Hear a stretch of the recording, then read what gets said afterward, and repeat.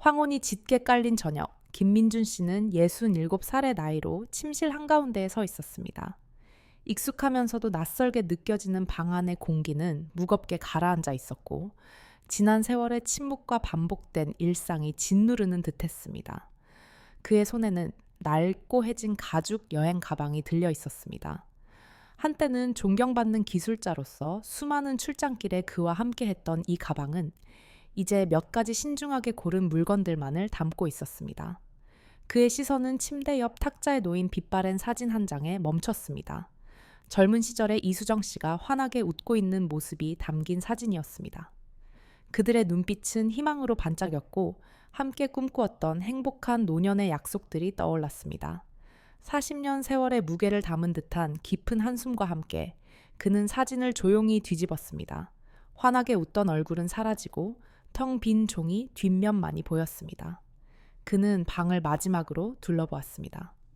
오래된 옷장, 어울리는 서랍장, 그리고 40년 동안 나란히 잠들었던 침대까지 모든 것이 이제는 침묵으로 그를 비웃는 듯했습니다. 깊은 상실감과 함께 묘한 해방감이 뒤섞였습니다. 그는 깊고 깨끗한 숨을 들이쉬었습니다. 오랜만에 느껴보는 온전히 자신만의 공기였습니다. 조용히 침실 문을 열고 이어서 아파트 현관문을 열었습니다.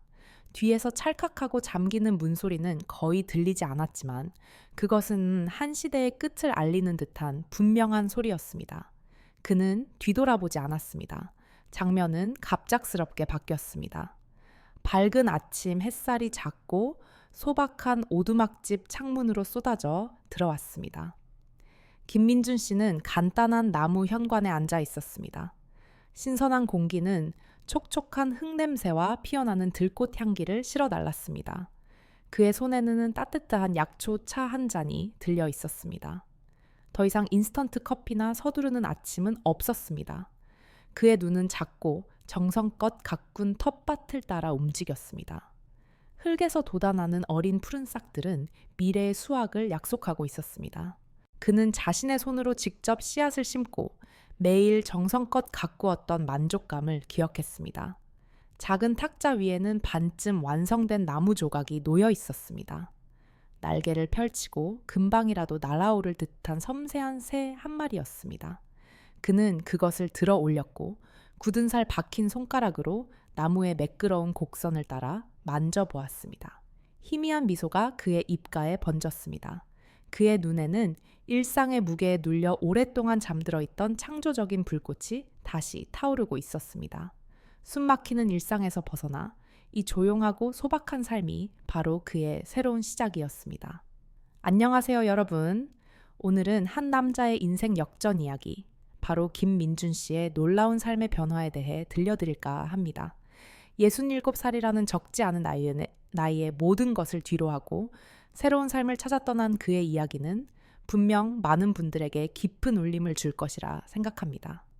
이 이야기가 여러분의 마음에 닿는다면 구독과 좋아요 버튼을 눌러주셔서 김민준 씨의 용기 있는 도전을 응원해주세요. 그리고 지금 이 순간 여러분은 어느 도시에서 이 영상을 보고 계신가요? 댓글로 여러분의 도시를 남겨주시면 감사하겠습니다. 김민준 씨는 한때 국내 굴지의 기계 제조 회사에서 40년 넘게 근무했던 베테랑 설계 기술자였습니다. 그의 손을 거치지 않은 기계는 없다고 할 정도로 그는 업계에서 정밀함과 완벽주의의 상징이었습니다. 복잡한 도면을 해독하고 작은 부품 하나하나의 오차를 잡아내며 거대한 기계가 완벽하게 작동하도록 설계하는 것이 그의 천직이었습니다. 그는 매사에 논리적이고 체계적이었으며 그의 삶 또한 잘 짜인 기계처럼 빈틈없이 돌아갔습니다.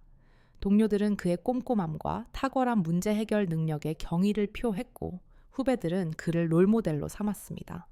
그는 은퇴 후의 삶을 오랫동안 꿈꿔왔습니다.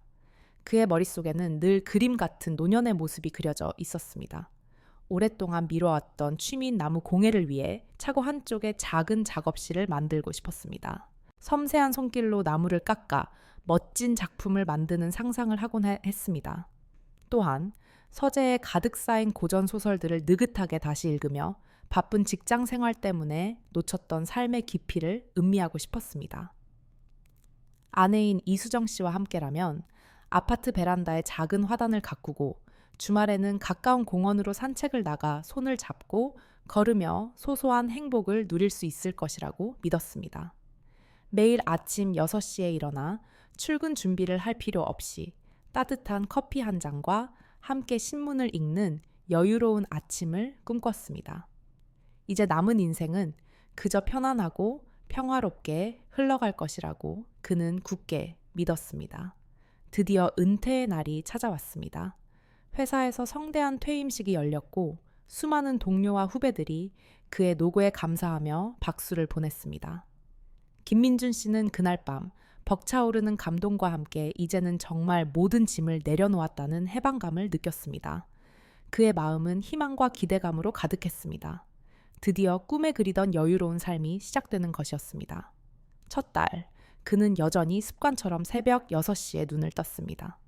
조용히 주방으로 가 물을 끓여 향긋한 커피를 내리고 거실 소파에 앉아 신문을 펼쳤습니다. 따뜻한 커피 향과 바스락거리는 신문 소리는 그에게 작은 행복을 선사했습니다. 하지만 그 평화는 오래 가지 못했습니다. 며칠 지나지 않아 아침마다 김민준 씨의 작은 행복을 깨뜨리는 목소리가 들려오기 시작했습니다. 어느 날 아침, 그가 여느 때처럼 신문을 읽고 있을 때였습니다. 주방에서 아내 이수정 씨의 날카로운 목소리가 들려왔습니다. 여보, 지금 뭐 하는 거예요? 아침부터 빈둥빈둥.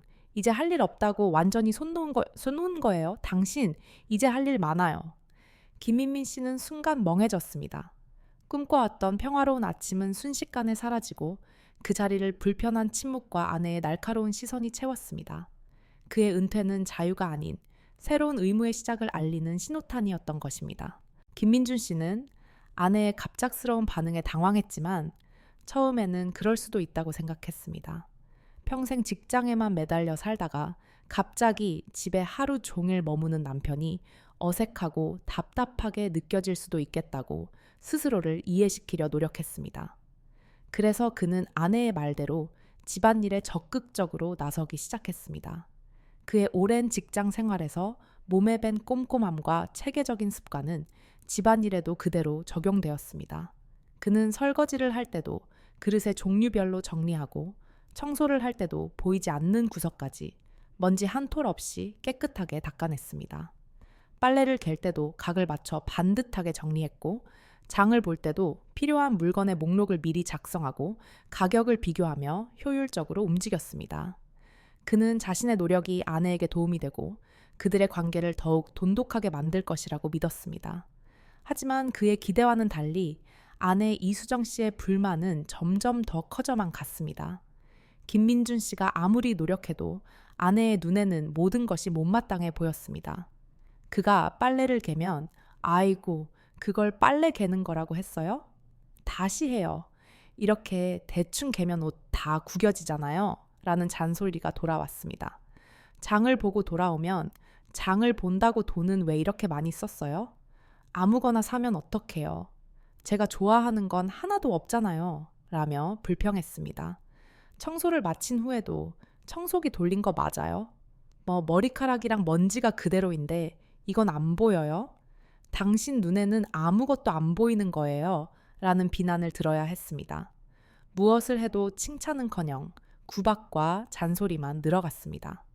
마치 그가 하는 모든 행동이 아내의 신경을 거스르는 듯했습니다. 김민준 씨는 자신이 평생 쌓아온 성실함과 꼼꼼함이 집안에서는 아무런 가치도 없다는 사실에 깊은 좌절감을 느꼈습니다. 더욱 서러웠던 것은 아내의 일상이었습니다. 이수정 씨는 김민준 씨와는 달리 활기찬 노년 생활을 즐기고 있었습니다. 그녀는 친구들과 함께 매주 등산을 다니며 건강을 챙겼고 국내외로 여행을 떠나 새로운 문화를 경험했습니다. 백화점에서 쇼핑을 즐기고 브런치 카페에서 친구들과 만나 수다를 떨며 웃음꽃을 피웠습니다. 그녀의 사회관계망 서비스에는 행복해 보이는 사진들이 가득했습니다. 환하게 웃는 아내의 모습은 김민준 씨에게는 낯설게 느껴질 정도였습니다. 그는 아내의 그런 모습을 보면서도 단 한 번도 함께 가자는 말을 들은 적이 없었습니다. 그는 용기를 내어 조심스럽게 물어본 적도 있었습니다. 여보, 나도 같이 가면 안 될까? 당신 친구분들이랑 같이 가는 거 보면 재밌어 보이던데. 아내는 잠시 김민준 씨를 쳐다보더니 차갑게 대답했습니다. 당신은 친구 없어요? 당신도 친구 만나러 나가요. 그리고 당신은 남자잖아요. 여자들끼리 만나는 자리에 무슨 할 일이 없으면 그냥 집에서 쉬고 있어요. 그 말에 김민준 씨는 더 이상 아무 말도 할 수 없었습니다. 아내에게 그는 함께 시간을 보내고 싶은 동반자가 아니라 그저 집을 지키는 사람일 뿐이라는 사실을 깨달았습니다. 그의 존재는 아내의 즐거운 일상에 방해가 될 뿐이었습니다. 혼자 남겨진 빈집에서 김민준 씨는 무엇을 해야 할지 몰랐습니다. 텔레비전을 봐도 재미가 없었고 책을 읽으려 해도 도무지 집중이 되지 않았습니다. 그저 시간만 하염없이 흘러갈 뿐이었습니다. 외로움과 서운함이 그의 마음속에 깊이 쌓여갔지만 그것을 털어놓을 곳도 없었습니다. 사실 그는 아내의 입장을 이해하려고 노력했습니다. 40년 동안 친구들과 쌓아온 관계가 있을 것이고 갑자기 남편이 끼어들면 어색할 수도 있겠다라고 생각했습니다.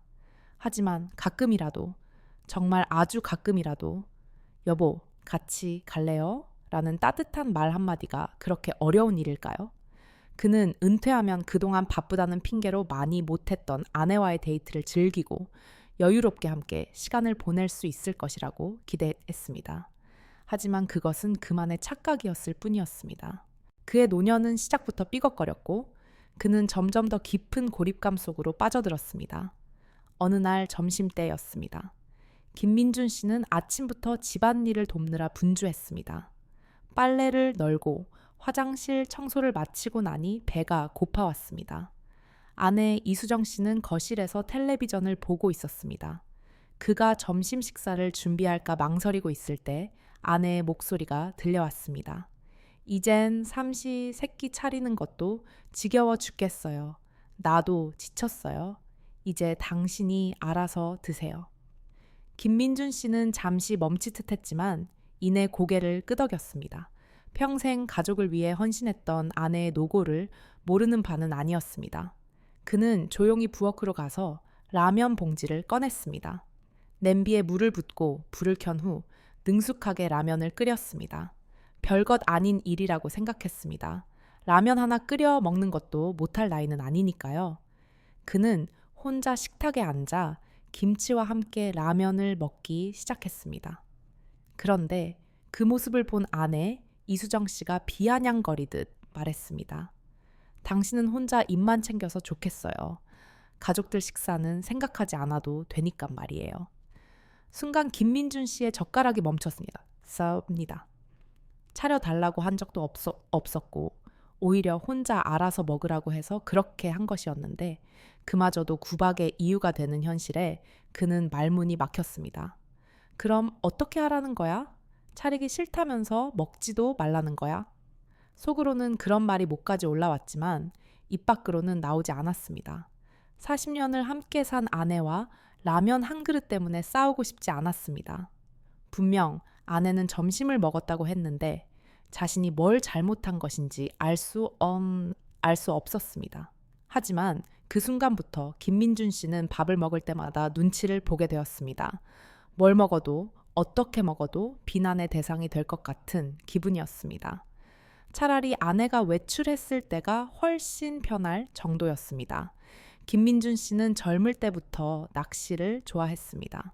바쁜 직장 생활 중에도 틈틈이 강가에 나가 낚싯줄을 들이우며 마음의 평화를 찾곤 했습니다. 은퇴 후에는 시간도 많아졌으니 취미 생활을 더 즐길 수 있을 거라 생각했습니다. 하지만 그것조차 쉽지 않았습니다. 낚시를 가겠다고 하면 아내의 눈초리가 날카로워졌습니다. 또 돈 쓸어 나가는 거예요? 돈 안 드는 취미 생활도 많은데 굳이 낚시를 해야겠어요? 그 돈이면 다른 데 쓸 데가 얼마나 많은데. 아내의 부담스러운 시선과 잔소리 때문에 결국 그는 낚싯대를 접어야 했습니다. 오랫동안 배우고 싶었던 서예를 위해 동네 문화센터에 등록하겠다고 했을 때도 마찬가지였습니다. 나이 들어서 쓸데없는데 돈 쓰지 마요. 지금 서예 배워서 뭐 할 거예요? 돈도 안 되는 거. 그 돈이면은 생활비에 보태야지. 기타라도 하나 배워볼까 싶어서 중고 기타를 알아봤을 때도 똑같은 반응이었습니다. 이 나이에 당신 취미 생활에 돈 쓸 여유가 어디 있어요? 차라리 나 같으면 그 시간에 아르바이트라도 해서 돈이나 더 벌어오겠어요. 그 순간 김민준 씨는 깨달았습니다. 아내의 눈에 자신은 함께 살아가는 사람이 아니라 여전히 돈 버는 기계였던 것입니다. 40년 공직 생활을 마치고 연금을 받으며 소소한 취미 생활이라도 즐기고 싶었는데 그것조차 사치라는 소리를 들어야 했습니다. 물론 아내의 걱정도 이해는 됩니다. 앞으로 의료비도 많이 들 테고 물가도 계속 오르고 있으니까요. 하지만 몇만 원짜리 취미 활동도 허락받아야 하는 노후가 과연 제대로 된 노후일까요? 그는 자신의 존재 가치가 오직 돈을 벌어오는 능력에만 있는 것 같아 깊은 절망감을 느꼈습니다. 그의 마음속에는 서서히 분노와 함께 알 수 없는 공허함이 자리 잡기 시작했습니다. 결정적인 순간은 그날 밤이었습니다. 저녁 식사를 마치고 거실에서 텔레비전을 보고 있는데 아내 이수정 씨가 무심하게 이런 말을 했습니다. 연금만으로는 생활이 안 되니깐 시간만 축내고 집에 있지 말고 경비원 자리라도 알아봐요. 한 살이라도 젊을 때 구해야지. 그 말은 김민준 씨의 자존심을 송두리째 흔들어 놓았습니다. 그는 평생 가족을 위해 악착같이 공부하여 최고의 기술자가 되었고 40년 동안 성실하게 일하며 버틴 끝에 겨우 연금이라는 안전망을 얻었습니다. 그런데 그 연금마저도 아내에게는 축내는 돈이었고 67살 노인에게 다시 나가서 돈을 벌어오라는 것이었습니다. 그 말이 김민준 씨의 머릿속에서 계속 맴돌았습니다. 축내는 돈, 경비원 자리라도 알아봐. 그동안 자신이 얼마나 열심히 살았는지, 가족을 위해 얼마나 현감했는지는 전혀 고려되지 않았잖아. 당장 돈을 벌어오지 못한다는 이유만으로 축내는 사람이 되어버린 것입니다. 그는 그날 밤 잠을 이룰 수 없었습니다. 침대에 누워 천장을 바라보며 생각했습니다. 나는 아내에게 남편이 아니라 돈 버는 기계일 뿐이구나. 이 생각이 그의 머리를 떠나지 않았습니다.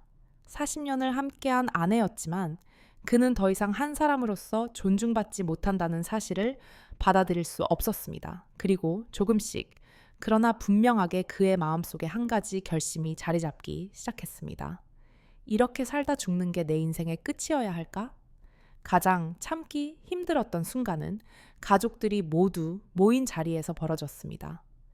딸 김지영 씨와 사위 그리고 손주들까지 와서 오랜만에 함께 저녁을 먹게 된 날이었습니다.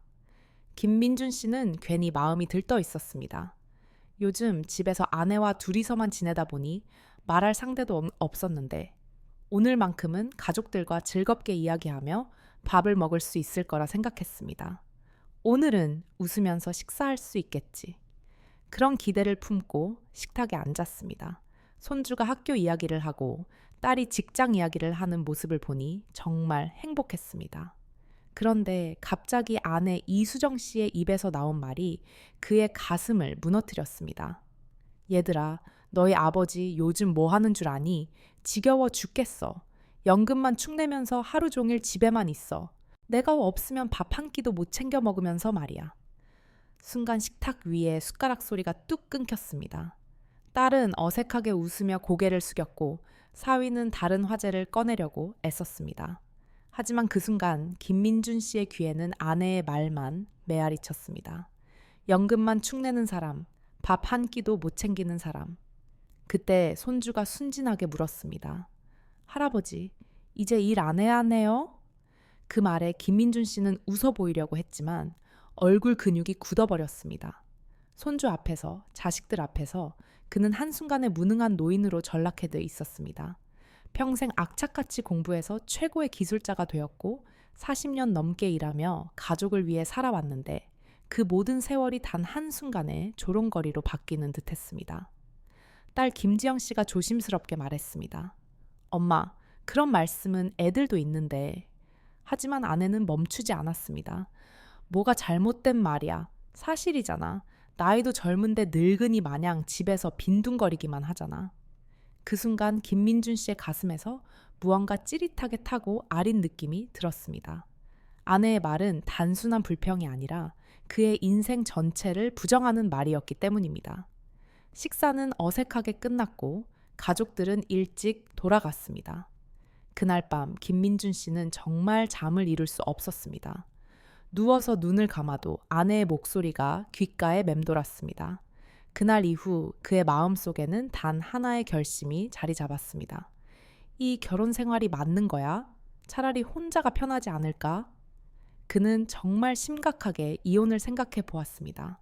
이제는 감정만으로는 더 이상 버틸 수 없다는 것을 알았기 때문입니다.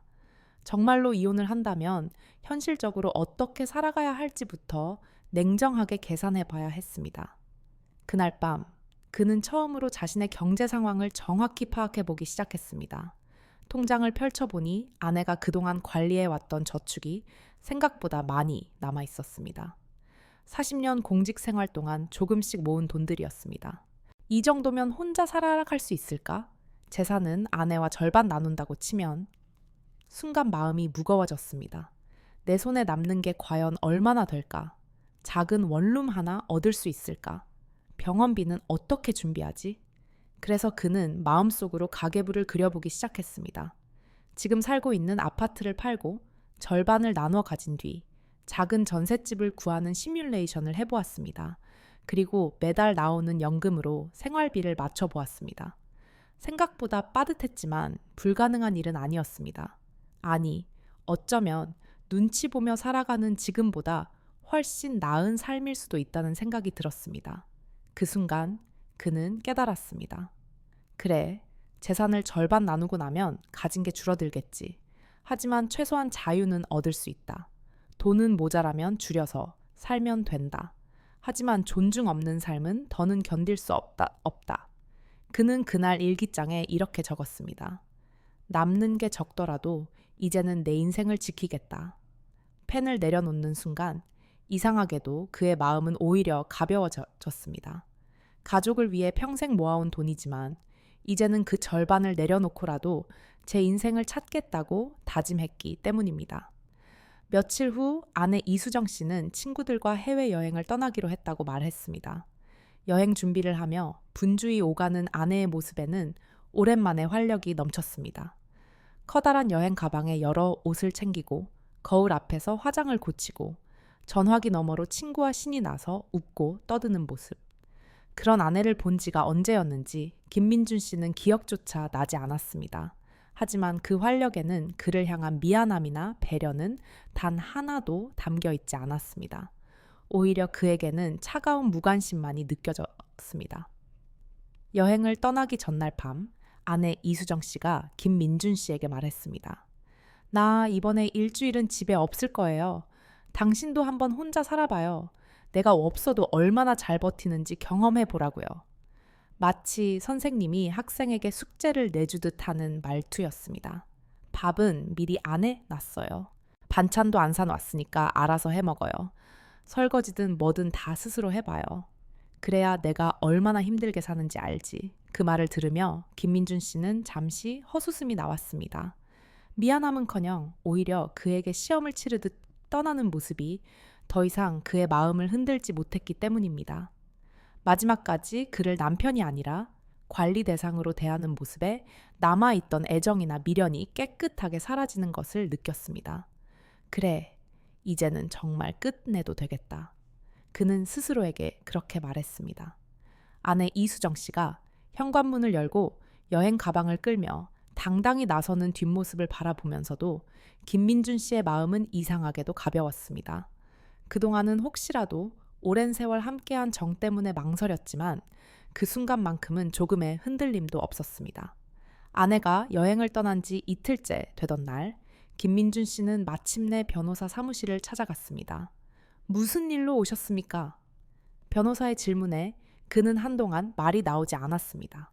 40년 세월을 함께한 결혼 생활을 끝내겠다고 입으로 내뱉는 것이 이렇게 힘든 일인지 몰랐습니다. 그는 조심스럽게 입을 열었습니다. 저는 아내와 이혼을 하고 싶은데요.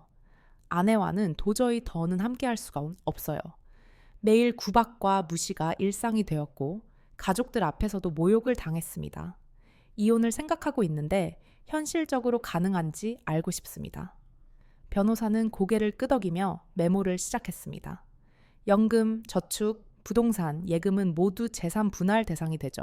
지금 살고 계시는 아파트는 어떤 상황입니까? 김민준 씨가 대답했습니다. 제 이름으로 되어 있지만 아내와 함께 살아온 집입니다. 변호사는 설명했습니다. 그렇다면 팔고 나누는 것이 가장 현실적일 겁니다. 절반은 아내의 몫이 되겠네요. 그 말을 듣자 김민준 씨의 가슴이 철렁 내려앉았습니다. 수십 년 동안 모은 재산을 절반이나 내줘야 한다니 억울함이 치밀었지만 곧 생각을 고쳐 먹었습니다. 그래, 재산의 절반을 내주더라도 자유를 얻을 수 있다면 그게 더 큰 가치다.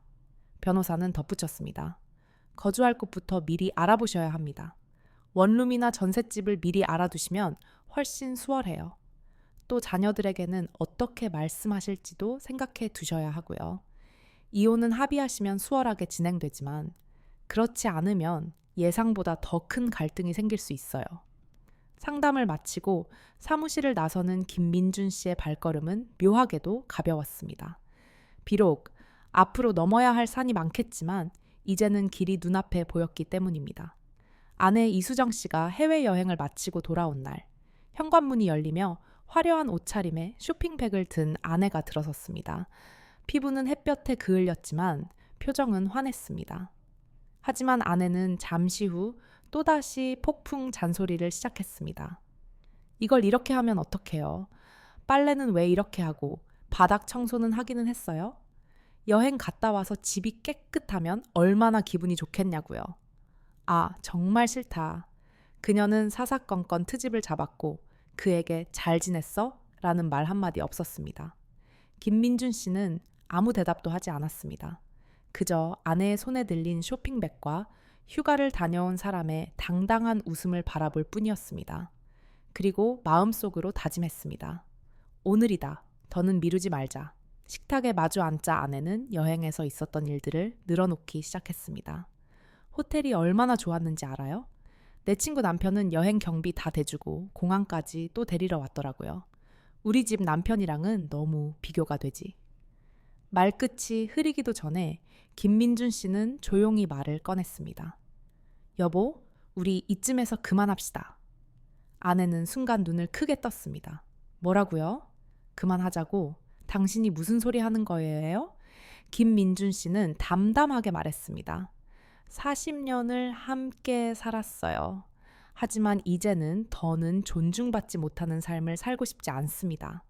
나는 더 이상 남편이 아니라 그저 돈 버는 기계로만 취급받아 왔어요.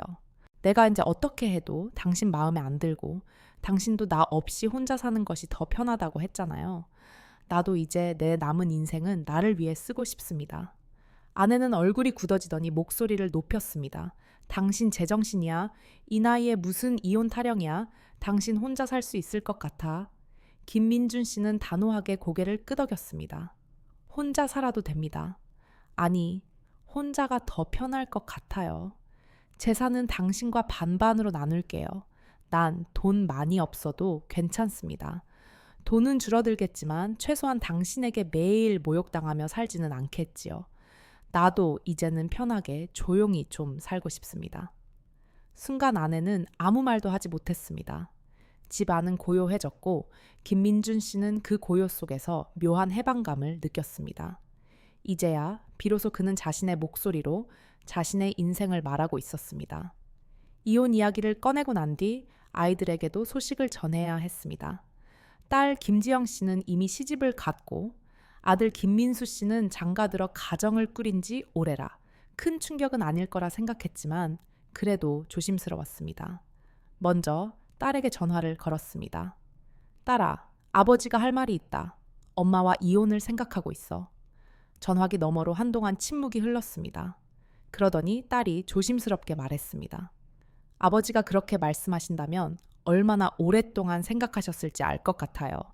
아버지와 어머니의 결정이 그렇다면 저희는 괜찮아요. 예상과 달리 딸은 그의 결정을 나무라지 않았습니다. 오히려 이해한다는 반응이었습니다. 엄마와 아버지의 입장이 너무나도 다르다는 건 저도 알고 있었어요. 아들의 반응도 비슷했습니다. 아버지, 힘든 결정이었을 텐데 그래도 본인을 위해 선택하셨다면 존중할게요. 필요한 거 있으면 언제든 말씀하세요. 아이들의 따뜻한 말 한마디에 김민준 씨는 한결 마음이 가벼워졌습니다.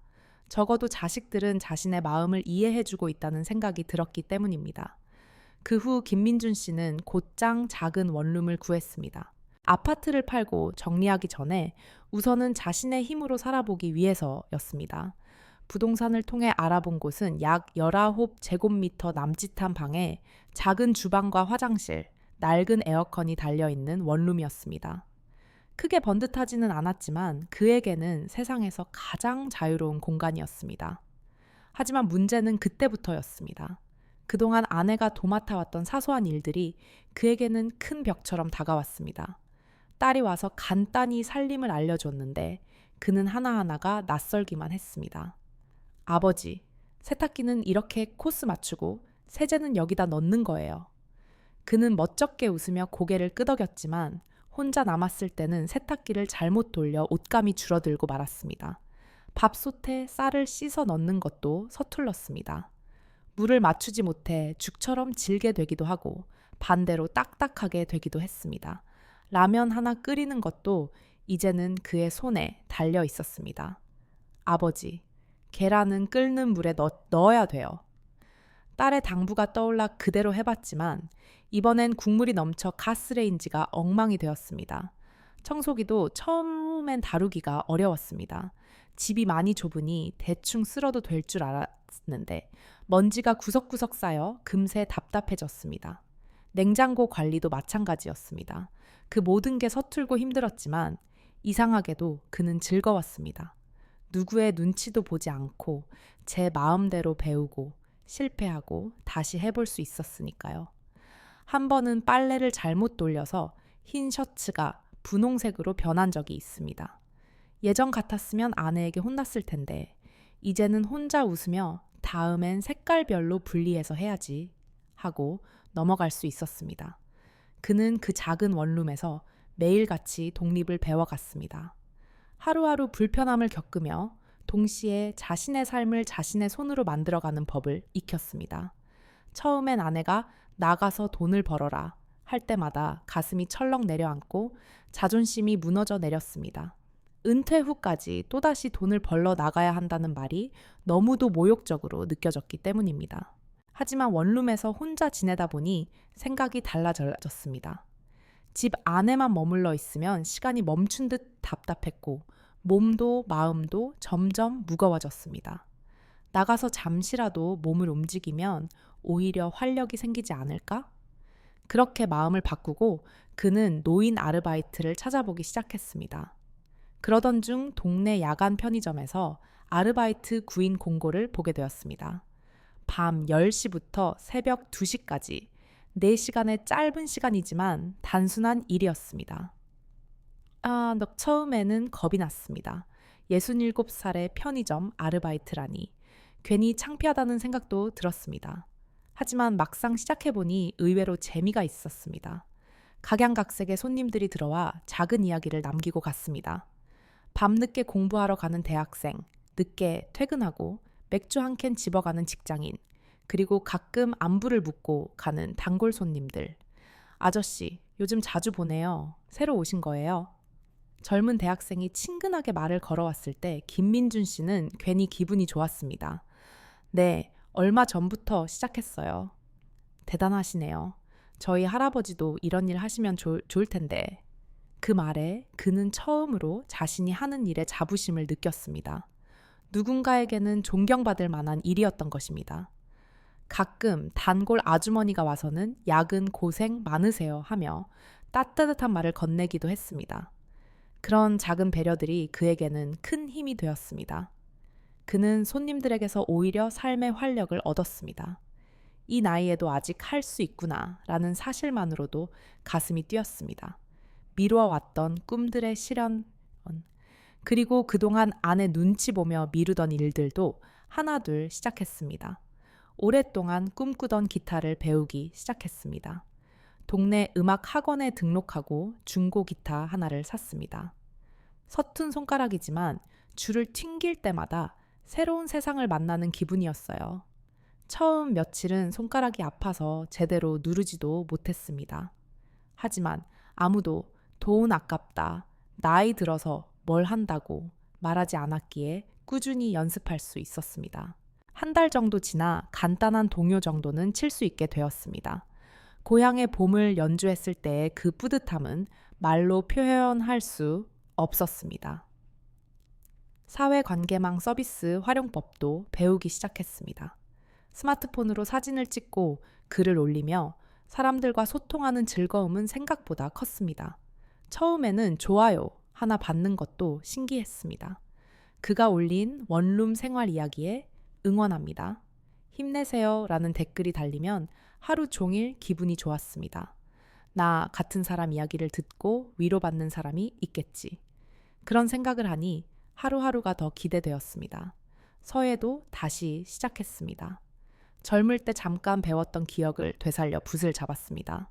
먹을 갈고 반듯한 글씨를 쓰는 시간은 마음을 차분하게 만들어 주었습니다.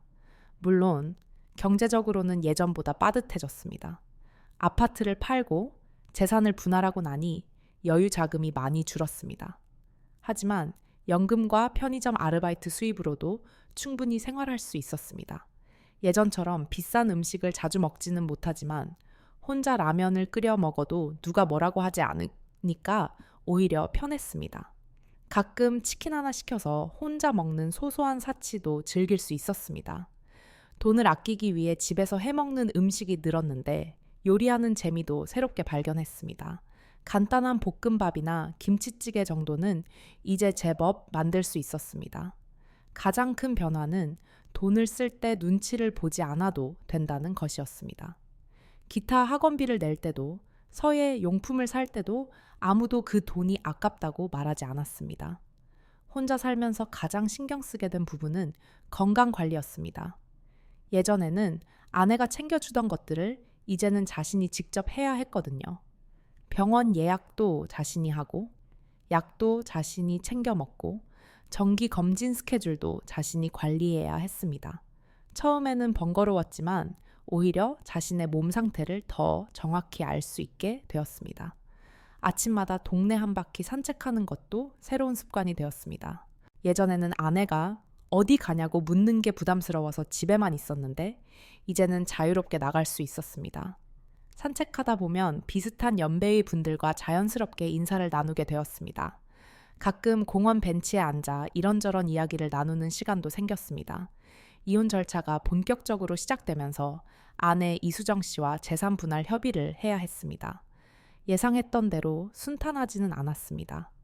아내는 처음에는 그가 이러다 말겠거니 했고 그에게 정신 차려라며 이혼을 거부했지만 그의 의지가 확고하다는 것을 알고 나서는 재산 분할에 집중했습니다.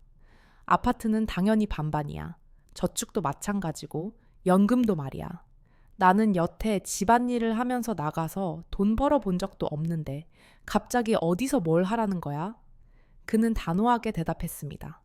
알겠습니다. 법대로 나누죠. 아파트를 팔고 나니 생각보다 많은 돈이 나왔습니다. 절반을 아내에게 주고도 그가 가진 몫으로 작은 전셋집 보증금을 내고도 여유가 있었습니다. 저축도 반반 나누고 각자 쌓아둔 적금도 정리했습니다. 40년 함께 모은 재산을 나누는 과정이 서글프기도 했지만 동시에 홀가분하기도 했습니다. 혼자 살면서 가장 의외였던 건 새로운 사람들과의 만남이었습니다. 편의점에서 일하면서 만난 동료 아르바이트생들과도 좋은 관계를 유지했습니다. 대학생부터 주부까지 다양한 연령대의 사람들과 이야기하는 게 재미있었습니다. 아저씨는 왜 이 일을 하세요? 그는 솔직하게 대답했습니다. 생활비가 필요해서요. 집에만 있으니까 답답하기도 하고 말이에요. 멋있으시네요. 저희 부모님도 그런 마음가짐이었으면 좋겠어요. 젊은 사람들이 그를 보는 시선이 생각보다 따뜻했습니다. 기타 학원에서도 새로운 친구들이 생겼습니다. 그와 비슷한 나이의 수강생들과 연주회 준비도 하고 가끔 커피도 마시며 이야기를 나눴습니다. 우리 나이에 새로운 걸 배운다는 게 쉽지 않은데 용기가 대단해요. 처음엔 용기라기보다는 그냥 해보고 싶었어요. 이제는 정말 재미있어요. 이런 소소한 대화들이 그에게는 큰 활력이 되었습니다. 딸과 아들과의 관계도 오히려 더 좋아졌습니다. 예전에는 엄마 아빠가 함께 있을 때만 만났는데 이제는 그와 따로 만나는 시간이 생겼습니다. 아버지, 요즘 어떻게 지내세요? 괜찮다. 오히려 더 편해졌어. 다행이에요. 엄마는 저희가 잘 모실 테니 아버지 삶 즐기세요. 자식들도 그동안 보고 있었던 것이었습니다. 그가 참고 있는 동안에도 마음이 불편했었다고 하더군요. 아버지가 행복하시면 저희도 좋아요. 필요한 거 있으면 언제든 말씀하세요. 손주들과의 관계도 더 좋아졌습니다. 그의 마음에 여유가 생기니 질 좋은 관계를 유지하게 되었습니다. 오히려 더 많은 장난을 치게 되는 관계가 되었습니다. 할아버지, 기타 들어볼래요? 서툰 연주를 들어주는 손주의 모습에서 순수한 기쁨을 느꼈습니다. 무엇보다 혼자만의 시간이 이렇게 소중한 줄 몰랐습니다. 아침에 눈을 떠서 오늘은 뭘 할까 하고 계획을 세우는 것부터가 즐거웠습니다. 누구의 허락을 받을 필요도 없고 눈치를 볼 일도 없었습니다. 책을 읽고 싶으면 하루 종일 읽을 수 있고 영화를 보고 싶으면 밤늦게까지 볼 수 있었습니다. 간단한 일상이지만 이런 자유가 얼마나 소중한지 새삼 깨달았습니다. 특히 저녁 시간이 좋았습니다. 편의점 일을 마치고 새벽에 집에 돌아와서 간단히 씻고 따뜻한 차 한 잔을 마시며 하루를 정리하는 시간. 그 조용한 시간이 그에게는 가장 평화로운 순간이었습니다. 이혼한 지 1년이 지났습니다. 돌이켜보면 정말 많은 것이 변했습니다. 기타 실력도 늘어서 이제는 동요 수준을 넘어가 몇 곡 칠 수 있게 되었습니다. 편의점 일도 1년째 계속하고 있습니다. 처음에는 임시 방편이라고 생각했는데 이제는 그의 일상의 일부가 되었습니다. 규칙적인 생활을 유지하는 데 도움이 되고 사람들과 만나는 기회도 주니까요. 건강도 오히려 좋아졌습니다. 스트레스가 줄어서인지 소화도 잘 되고 잠도 깊게 잡니다. 정기 검진에서도 큰 문제 없다는 결과가 나왔습니다. 혹시 지금 비슷한 상황에 계신 분들이 있다면 제 경험을 바탕으로 몇 가지 말씀드리고 싶어요. 첫째, 무작정 참기만 하는 것이 답은 아닙니다. 존중받지 못하는 관계에서는 서로가 불행할 뿐이에요. 먼저 진솔한 대화를 시도해 보세요. 그래도 변화가 없다면 다른 선택을 고려해 볼 필요가 있습니다. 둘째, 경제적 준비를 철저히 하세요. 이혼을 결심했다면 재산 분할, 주거 문제, 생활비 등을 구체적으로 계산해 보세요. 변호사 상담도 받아보시고요. 셋째, 혼자 사는 기술을 미리 익혀두세요. 요리, 청소, 빨래 등 기본적인 생활 기술을 배워두시면 도움이 됩니다. 어려운 일이 아니에요. 넷째, 새로운 관계를 두려워하지 마세요. 혼자 산다고 해서 외로운 것은 아닙니다. 오히려 새로운 사람들과 건강한 관계를 맺을 기회가 더 많아져요. 다섯째, 자신만의 시간을 소중히 여기세요. 혼자만의 시간이 얼마나 값진지 깨닫게 될 거예요. 하고 싶었던 일들을 하나씩 시작해 보세요. 돌이켜보면 이혼이라는 선택이 쉽지는 않았습니다. 40년이라는 긴 세월을 함께한 사람과 헤어진다는 것, 경제적 손실을 감수해야 한다는 것, 주변 사람들의 시선 등등 많은 것들이 부담스러웠습니다. 하지만 지금은 후회하지 않아요. 오히려 더 일찍 결단을 내렸어야 했다는 생각마저 듭니다. 돈은 절반으로 줄었지만 쓸 수 있는 돈과 자유는 2배가 되었습니다. 이제 제 인생의 주인은 저 자신이에요. 아침에 눈을 뜰 때마다 오늘 하루를 어떻게 보낼지 제가 결정할 수 있습니다. 67살의 나이에 새로운 시작이라니. 늦었다고 생각할 수도 있겠지만 저는 그렇게 생각하지 않아요. 앞으로 얼마나 더 살지는 모르지만 남은 시간만큼은 온전히 제 것으로 살고 싶었거든요. 모든 분에게 이혼을 권하는 것은 아닙니다. 하지만 존중받지 못하는 관계에서 하루하루 스트레스를 받으며 무작정 참기만 하는 것도 답이 아니라는 걸 말씀드리고 싶어요. 꼭 이혼이 아니라도 따로 살아보는 것도 좋을 것 같습니다. 여러분의 노후가 누군가의 눈치가 아닌 자신의 선택으로 채워지길 바랍니다. 그리고 혹시라도 제 이야기가 조금이나마 도움이 되셨다면 구독과 좋아요로 응원해 주세요. 긴 이야기 끝까지 들어주셔서 정말 고맙습니다. 여러분 모두 행복한